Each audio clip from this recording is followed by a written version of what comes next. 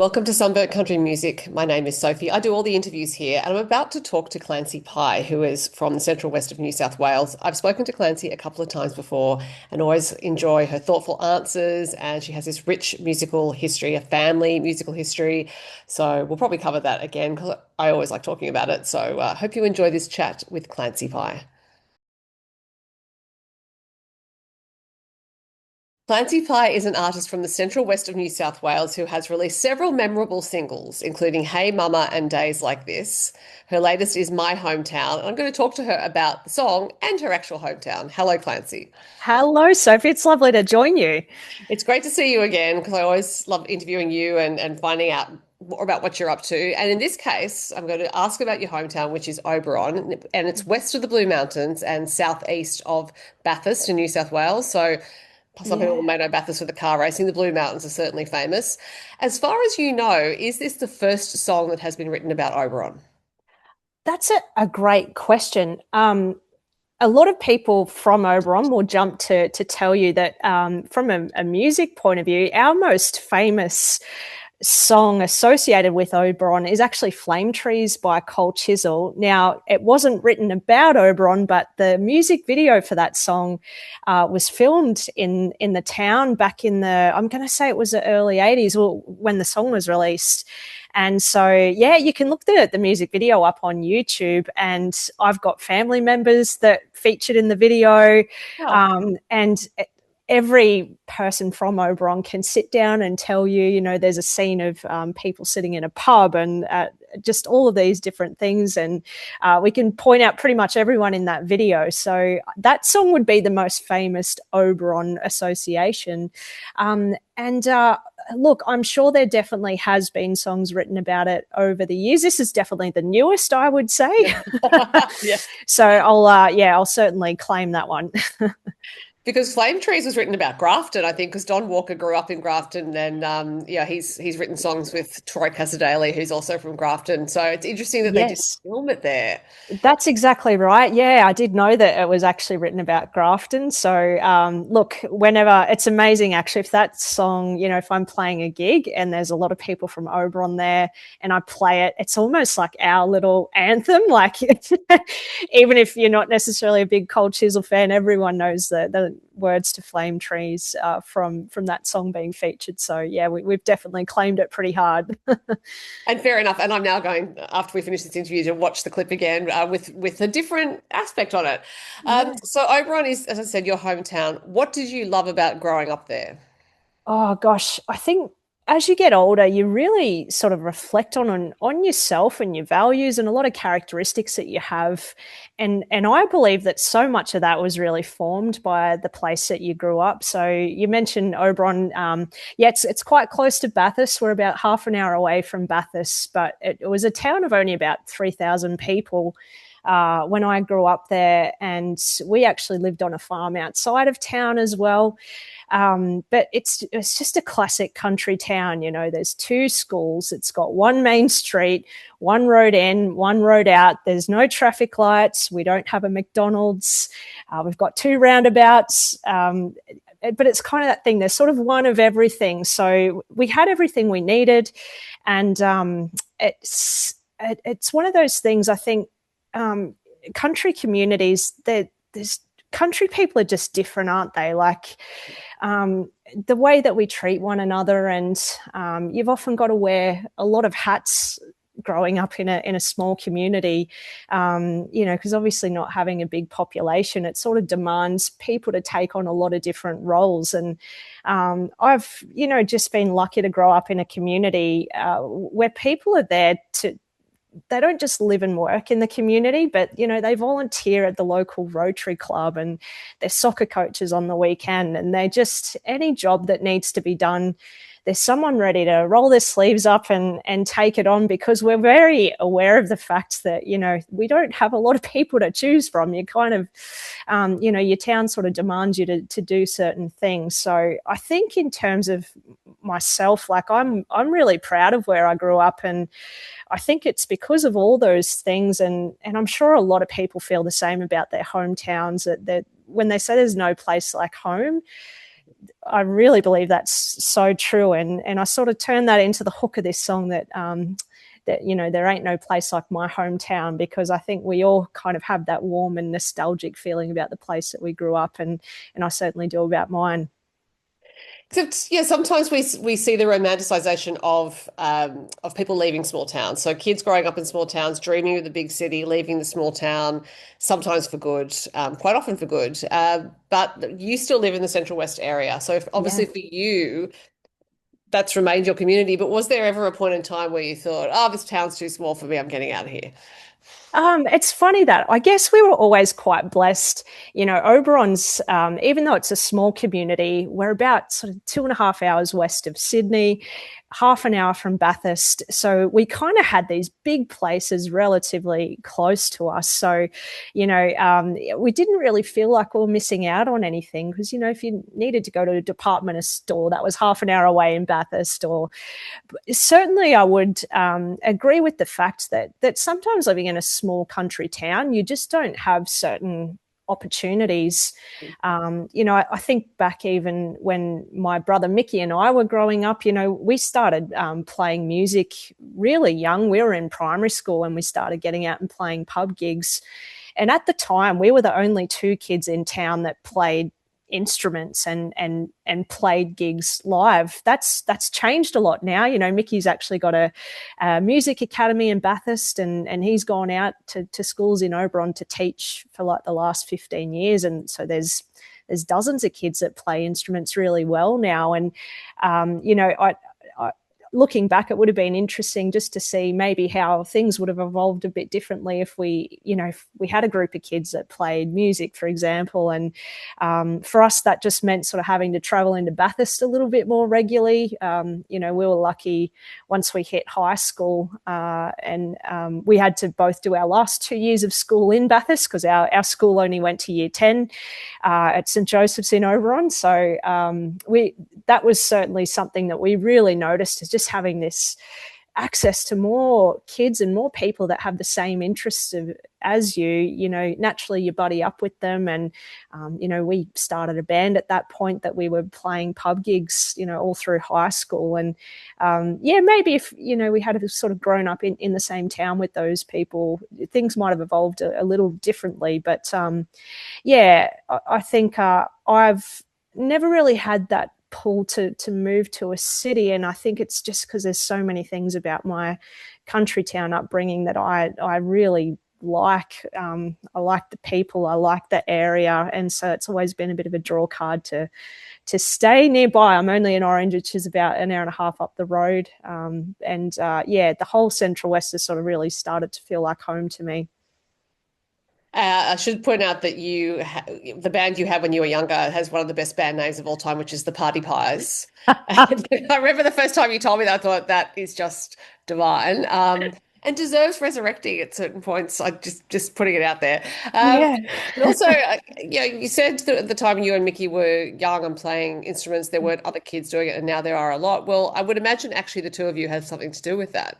That because Oh, other kids could see that happening, they're like, oh. Oh yeah, I can play a gig. I don't have to be living in a city, and actually I don't even have to be an adult because yeah. you were kids playing gigs. That's exactly right, and Mickey's just a perfect example of that. So he did that thing. He moved to Sydney for 3 or 4 years after school, and he did a music degree at the JMC Academy. So he lived that city life for a couple of years, and when he came back and started up his music academy, that's been his sort of driving passion for doing it. Is he just wanted to kind of generate more kids getting into music around the area. And he's had well over, you know, a couple of thousand kids go through that academy in the last 15 years. At the moment, you know, there's somewhere around 300 or so plus students. And it's been amazing as a just on the outside to watch those kids. You know, I saw them learning their first three chords and just getting up, and he hosts open mic nights and little community events for them just to get up and play. And some of those kids, they're playing pub gigs, you know, they're booking gigs in Orange and Bathurst and playing 3 and 4 hour gigs. I've got a little cousin she's 10 years old, and she plays 4-hour pub gigs at one of the pubs in town on a school night here really regularly. So for us, that like really, it just fills us with pride. I'm really proud of my brother and what he's established there in Bathurst, and it is so nice to just see that being carried on to sort of this new generation of young kids coming through. Well, and it's also great for the future of music because the background you two had playing a lot of gigs when you were younger, like that's how you formed as artists. That's why you can arrive at where you are now and be able to not just write songs that are worthy of hearing, but also choose the right songs to have. You might because you wrote dozens of songs, actually over 100 songs during lockdown. Now you've been really selective about what you've released, but I think that early training of being in front of an audience, understanding what they like, getting to know yourself as an artist is really Yeah. important for what comes later. Absolutely. And the best upbringing you can have as a musician is getting out there and playing. Mickey and I would have had a couple of 100 gigs under our belt by the time we left school, and we would have learnt more from, having to keep a crowd. When you're playing at a venue and they're paying you, your job is to entertain that crowd. And if people are up dancing, try and keep them dancing. If it's a little bit more of a listening crowd, you really got to adjust your song choice to that as well. And I think a lot of these kids that it's so nice to see such young kids, they're really taking that on board really quickly. And I think they're sort of starting to learn a lot of that just from playing live themselves. So, I think for any artist, just getting out and playing live is such an important part of what we do. And I think it really gives you an appreciation for, the time you get on stage. If you're playing a show, that sort of 90 minutes that you're up on stage is the fun part. It's amazing. It's where you get to share your songs and connect with the crowd. Driving home at 2 o'clock in the morning, packing up your own gear, promoting the shows, all of those other things that go into it. That's part of being a musician as well. It's not just getting up and performing. So I think for sort of these up and comers, particularly through Mickey's Academy, to be getting very much an appreciation of that from a young age is really going to help them as they continue on. And I'm sure a lot of them are going to sort of take the artist pathway as well, or be involved in music in some way. And you mentioned, your cousin playing a 4-hour show, and you and Mickey also playing a lot of shows. Now you play a lot locally too, so it seems that the Central West music scene is thriving. It really is. For anyone that's sort of traveled to the area, the Central West there's so much to do out here. Where I live in, Orange is a really big wine region, and there's constantly events happening around the area that I'm lucky enough to perform at as well. So we're just really lucky where we live. There's no shortage of places to play, events happening. And certainly, I guess, with a lower population and maybe less musicians by ratio compared to the cities, we probably get called upon a little bit more regularly. But I love it. It's also a privilege to do what we do. I actually just played at a charity event for Ronald McDonald House yesterday. It was a really late call up. But when a town sort of, they know people that can play music and they need you and they reach out, if we're available to do it, more often than not, we're going to step in and do it. So I kind of love having those skills to be able to jump in and play when there's something happening. Well, I think we've covered why the Central West is a pretty good place to be and grow up in. And I'm interested, when you came to write this song, My Hometown, what was the very first spark of it? Because I would imagine there could be a few things that sparked you Yeah. to write about it. Absolutely. Well, you mentioned, I wrote a lot of songs through those COVID interrupted years. Around 150 or so songs, I think, came out of that 2 or 3 year period. And this song was one of them. Maybe what did spark it was I was just feeling probably a little bit extra warm and nostalgic about Oberon. My parents had actually just sold our family farm, the place that we grew up. It was the only house I ever lived in. around that time, so I was probably making more trips home, and just feeling really grateful for the childhood that I had. Sad to leave it behind, but that's probably what sparked the initial idea. And I have always wanted to write a song about the place that I grew up. So I guess that sort of started it initially, and then I really wanted to do it in a way that kind of goes a little bit underneath the surface of what makes little towns like Oberon tick, and started thinking about those kind of common threads that run through a lot of country towns. And I just thought, if there could be an anthem for a small town that kind of makes you feel proud of it. It brings up all those sort of interesting things about the way that we grew up as well. What would I want that song to say that sort of represents all little country towns in particular? So yeah, I'd say the chorus actually came really quickly. I wrote that fairly instantaneously, but the verses, I wrestled with a lot of different verses, and it took me about 12 months to kind of land on where I wanted the song to end up. And I guess, I really wanted to kind of acknowledge the things that we don't have. I think if you grew up in a small town, you can kind of point those things out in a lighthearted way. But at the same time, I wanted to sort of flip it and elevate what makes us tick and what great places our hometowns are. And I just wanted people, when they hear this song, to just take a bit of a walk down memory lane to the places that they grew up and what made them special, and to feel a real sense of pride in where they grew up, no matter how big or small that community is. Like I said before, it really forms so much of our character and who we turn out to be later in life. So that's really where I wanted this song to land, and excited to finally have it out there. It's funny you mentioned the verses, because I had a question saying, given how well you know the town, I imagine it might have been hard to decide what to put in the song and what to leave out. Did you write a few more verses than you needed, then edit? Gosh, I wish I could go and count them all up, but I probably had somewhere between 15 and 20 different combinations of verses.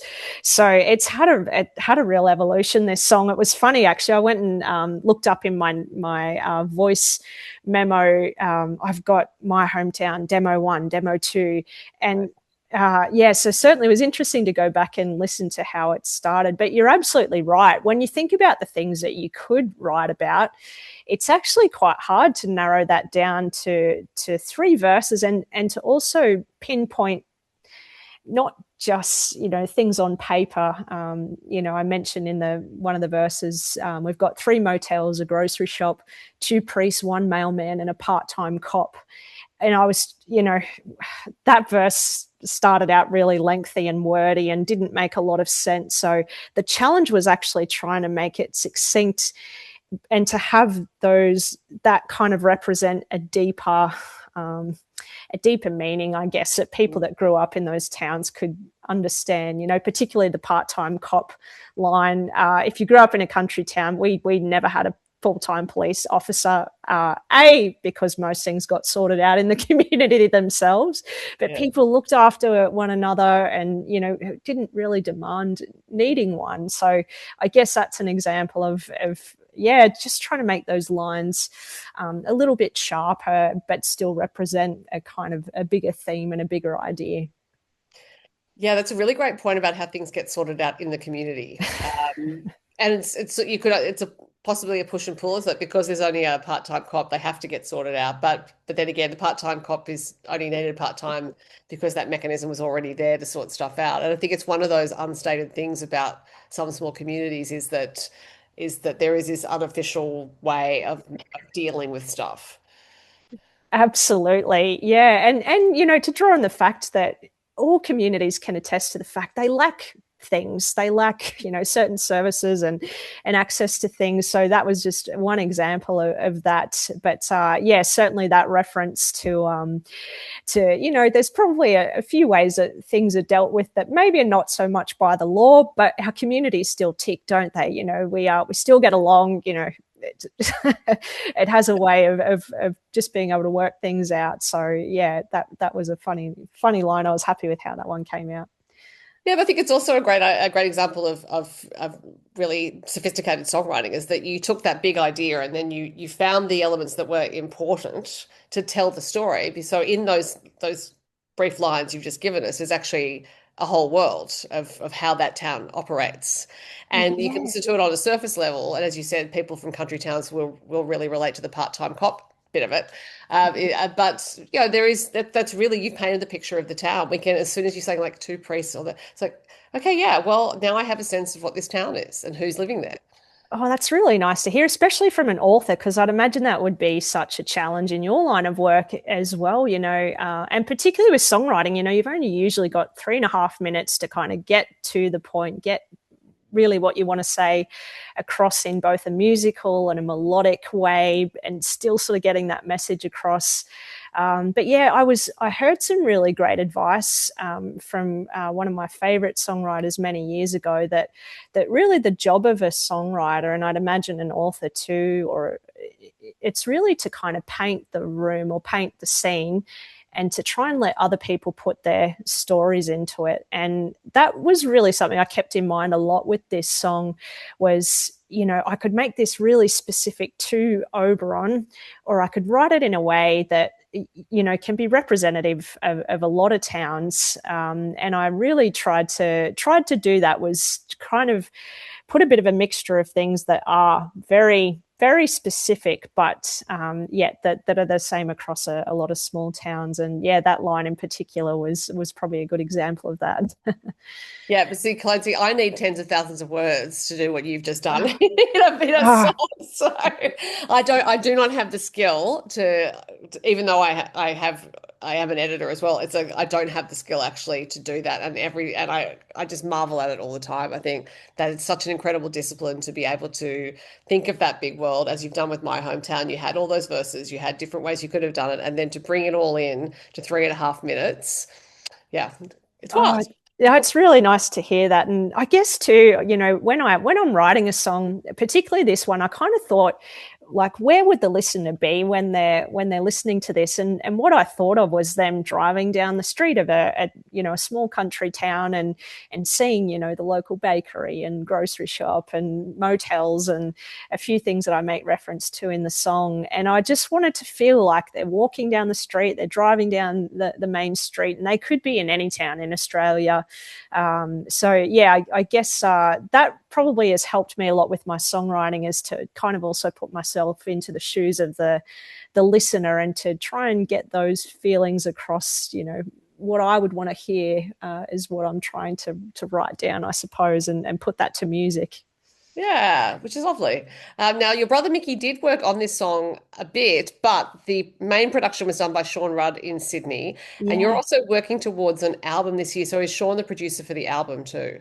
Yeah, so this it's been a little bit of a kind of work in progress. So I put out my first EP in 2020, actually, and Sean produced that. Mickey played guitars on it, and I just love being in a room with both of them. I think creatively we all work really well together. We've got a lot of similar musical influences as well. So when it came to doing this full length album, I wanted to just kind of get similar people involved to my first project. And I guess how this evolved, I didn't at the start, I wasn't actually necessarily writing for an album. When the world shut down in 2020, normally I'm playing gigs, 3-4 nights a week. And that was the first time I'd ever had a forced break from playing gigs. And it was really strange initially to have all this time on my hands. And so I put all of that into songwriting. And yeah, I came through that period around 150 songs, I think, was what I wrote. And naturally I thought, there is enough material here for an album. And then the challenge was to kind of narrow that down to 10 songs that had a little bit of a common thread through them, and that I think kind of best represented, myself as an artist and the kind of, things that I wanted to say. but also kind of reflected the songwriting that I was doing over that time. I think that evolved a lot through those COVID years. And also just wanted to try and pick songs that I felt sort of had messages in them that a lot of people could relate to as well. So that's been a really exciting process. So my hometown's actually going to be the fifth song on the album. We've released 4 other tracks so far, and we're going to put in another couple of singles out before we actually do the final album release. Which it'll have a hard copy, and we'll go out on the streaming platforms as well. And I'm really excited about the next couple of tracks as well. But it's been a dream of mine to have, a full length album. I grew up in a time where, it was a really big thing to go and buy a CD with your own money, and you just listen to the hell out of that CD, until, you had a birthday or a Christmas and you got some more money to go and buy another one. And I was one of those people that would always go straight to the booklet and, look at the people that played on the album and who wrote the songs. And that's where we learned to learn the songs too, was reading the lyrics in the booklet. So I'm a very sort of physical person that way too, and to have a physical copy of my own music, it's just been a personal dream of mine that I'm really looking forward to getting it to that point. Yes, look, I love looking at the credits as well. I too was someone with the CD where I would go and read everything, look at the acknowledgements, all that sort of thing. Yeah, it is part of the experience because it's part of the story behind the album, and I think it's when you love Yeah. music, you want to know that full story. Absolutely, yeah. And it's funny actually, looking back, a lot of my favorite songs, have got similar writers on them. It's funny actually, just sort of without even knowing when I was a kid, that songs that I gravitated towards make a lot of sense because, the writers behind them are people that I admire, and the players on them as well. But actually, you mentioned Mickey. I really loved working with him on this project of songs as well. He played guitar on My Hometown and came up this quite a signature sort of guitar riff at the start, and that runs through as well. And he's just got a way of, he's happy to sit in the studio all day to come up with something unique, and that, he's got a really creative brain that way as well. And he's not just trying to do things the quickest way to get something done. Both of us are probably a little bit guilty of that. Then we probably wrestle with things maybe longer than we need to, but at the same time, some of our best ideas come up that way as well. So to have him play on this song was great. And we had Pete Drummond from Dragon play drums on this song as well. And loved getting to work with a lot of the same guys I did on my last project too. Now, one of the singles that you've released, which I imagine will be on the album, is Hey Mama. Yeah. I certainly hope your mother loved this song because it is a lovely song. Thank you so much. I played that a couple of years ago. I did a show back in my hometown. I think it was when I put my EP out, actually, and I played that song, and I had a lot of people go up to my mum afterwards and say, "Oh, you must be so proud of the song that your daughter wrote." And, I think she just thought, it was a nice song to write in general for mothers, but, not thinking that naturally, being my mother, she was probably going to be the source of that inspiration. So, but no, she was very, very proud of that. And that was nice. I always wanted to put that song out on Mother's Day. So, we put that out last year and made a video to go along with it as well, which I included a lot of my family and friends that are mothers, and to kind of represent them in that video. I always try to make my video content as real as I can, but that one was really special for that reason too. And you have a video coming up for My Hometown. I've seen some snippets of it, but it's Yeah. it's TBC for a release date. Yeah, it's actually been a really exciting part of releasing this song.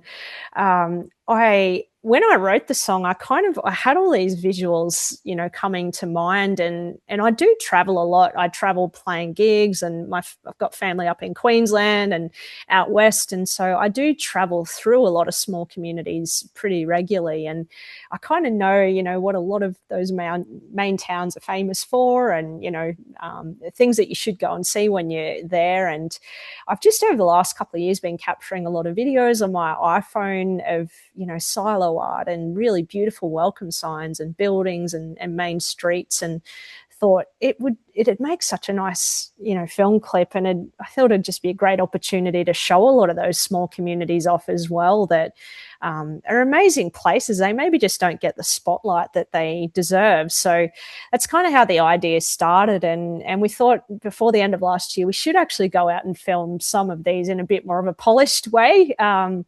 So we did. We went out on a road trip just around the Central West, and we went to a lot of little towns, and I purposely went to towns quite similar to Oberon, where I grew up, where they don't have traffic lights. Yes, there's one main road in, one main road out. Just a lot of things that kind of inspired the song. So we went to towns like Molong, Manildra, Grenfell, Eugowra. And it's what started out initially as maybe just to collect some video footage to help promote the song on social media. I've had a lot of fun doing it. We're actually going to turn it into a music video, and when I say we, I have no video editing skills or background. I've kind of just started to develop a little bit of a passion in that area. So yeah, I'm actually sort of putting that together myself, and it'll be something that in a couple of weeks' time we'll put out, and I'm excited to share that, and just to keep sharing some of what we captured on social media over the next couple of weeks as well. And even that in itself has been really nice, to connect with people from those communities. And everyone's, that whole 7 degrees of separation thing, I think, is very true. When you put up a video of, Grenfell, you have all these people, my grandfather was the station master there, or, I've got friends from Grenfell. So that has been a nice way to connect with people too, which at the end of the day, that's what music is there to do. So I've particularly enjoyed putting this song out for that as well. Now, you mentioned traveling a lot, and some of the travel you've done in recent times has been with Tanya Kernigan and Jason Owen as part of their band, and you're also the opening act. Yeah. Now, I've seen that show. I saw you perform with them in Sydney, and was actually, I think that's the only time I've seen you play live, unless there's some Tamworth I'm forgetting. But it Yeah. seemed like a really fun show to be part of. Oh, absolutely. And Sophie, actually, I think the last place I saw you was at the baggage carousel in Perth Airport. And I think I slept in my car the night before and had about 2 hours sleep. And I looked across at you and I thought, gosh, that looks like Sophie. And it turns out, I think it was you were over in Was me, Perth. yes. Yeah. Yeah. Oh, I should have come and said hello. I must have been in a bit of a daze. But yes, that has been something I've been involved with for probably the last 2 years or so, playing on and off with Tanya and Jason as part of their Let Your Love Flow tour. And it's been so much fun. We've travelled all through New South Wales up to Queensland, and yes, we went over on a trip to Western Australia last year, which was really fun. And it's been great for me. As you mentioned, I get to play some of my own songs to kick off the show. And I jump on keys and guitar and sing backing vocals for the rest of it. And that sort of experience, they're two of Australia's best entertainers. They sell out theatres and RSL clubs, and everywhere they go, they draw a really big crowd. So, and they're so professional too, especially Tanya. She's been doing this for decades now. And I sometimes have to pinch myself. She was one of those people that I went and bought her CD when I was a kid just starting to learn guitar. And then all these years later, I'm playing those same songs in her band. It's actually quite surreal. So I feel very grateful for that. And to just get to play with some incredible musicians, one of those being Ian Lees, actually, who really sadly passed away at the end of last year. And I really loved Ian. For anyone that saw him perform or knew him, he was such a warm and funny and kind person. And, I've sort of admired him from a distance from a lot of years, but I felt really lucky the last couple of years that I got to, stand right next to him on stage and sort of feel the warmth of his presence. So I feel very grateful that I kind of got that opportunity as well. And I certainly think about him now whenever I take the stage with Tanya and Jason. Yeah, and it would take some real readjustment, I would imagine, because that's a significant person in your life for the past couple of years, and Yeah. particularly as well, there's a lot of change, and that can be a lot to manage when you're on the road. Absolutely, yeah. And you spend a lot of time with these people too, like, traveling in vans and on planes. And Mm. it's all that time off the stage that you really get to know them. And that was something that I particularly loved about playing those shows with Tanya and Jason was I always looked forward to that next gig with Ian. He'd always have some new jokes ready to pull out and tell you. And, the way he spoke about his family, and he just had such a kind heart. And I think it's always nice when you actually get to meet people that you've admired from a distance, and when they do turn out to be even like more than what you thought they'd be. It's really such a nice feeling. So it's the whole thing's just been a great experience and a lot of fun. It's a really fun show. And for you in the Central West, as you said, you grew up 2.5 hours from Sydney, and you are running this music career, as is Mickey from Bathurst, around the Yeah. country. That's because country people, 2.5 hours is nothing. That's like down the road for most city people. To get to an airport, oh, it's fine. Absolutely. I think Mickey and I, whenever we've got to fly somewhere, it's often a really early flight too. So we're just used to just sleeping in our cars in some back street in Sydney or, but as you said, a 2 or 2.5 hour drive, it's pretty stock standard for us a lot, and just something that we've gotten used to doing over the years. Yeah. It's another skill you've developed, I think, because I think being on the road, traveling a lot, that is a skill rather than just something that happens to you. Yes, I think just learning to function in some way off lack of sleep, eating whenever you can, just all those little things. It's probably not the most healthy lifestyle, but it's the same thing goes. I've probably never really had that draw to want to go and live in a big city. We're really lucky; like the area around here is beautiful. Bathurst and Orange, they're towns of 45,000 people, so they're quite big places for Mm. regional communities. So, it's still it still feels like it's quite a thriving place, and to live here and have to travel to wherever we need to be, it's a small trade off. Yeah. Now you also work as a physiotherapist, so I would imagine you know how to take care of yourself on the road so you don't get too many aches and pains. But do any of the musicians you travel with or play with regularly ask you for ergonomic tips so that they can take care of themselves? Yeah, it's probably one of the number one topics of conversation that come up, and to be honest, there's a lot of injuries and little ailments that musicians are pretty much constantly dealing with. I mean, you think of drummers; it's such a intense load on your body. And actually played with Rudy Miranda in Tamworth, and he was struggling with some gigs. He had a few issues going on with his shoulder, and we're sort of coaching him through that. It comes up quite regularly. And to be honest, I've had to apply a bit of that to myself. I think now we're all getting older, and certainly, sitting on a bar stool and doing this for 3 or 4 hours for years on end probably starts to take its toll on your own body as well. So I'm trying to apply as much of that as I can to myself. Yeah, because most instruments are asymmetrical, right? So you play keys, and that's obviously you can set yourself up there with a seat Yeah, sitting properly. But guitar is one hand's doing very different work to the other hand. exactly right. And even just when you're doing your own gigs, it's loading the gear in and out, and doing all that sort of heavy lifting that takes a toll. But another thing I just admire about musicians from my physio background is their coordination skills and your ability to do, 3 or 4 things at once and still concentrate and not mess up lyrics.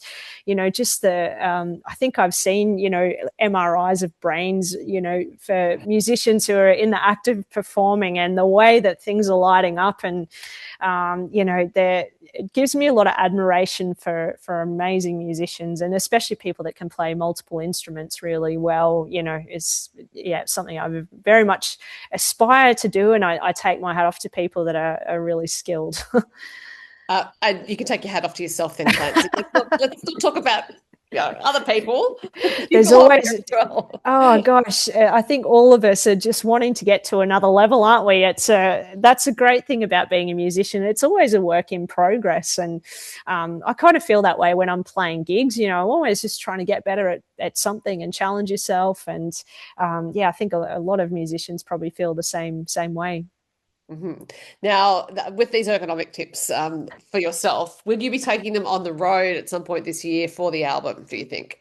Yeah, so what I'm aiming to do is when we get closer to the album coming out, I really want to piece together almost like a regional tour and go out and play in some smaller communities that maybe don't get a lot of live music that or artists that come to town to put on a show. So that's something that I've been thinking about for a while now. And my favorite thing to do is, it's really gratifying to release your own music and to actually get to play that in front of an audience and see the way people react, and sometimes have people singing along to your music as well, is just, it's on another level. And some of my favorite shows, when I put my EP out a couple of years ago, we did a similar thing. It was a bit COVID restricted at the time, but we were still able to go out and play in some really unique venues as well. And they were some of my personal favorite gigs for that reason. There's really nothing like sharing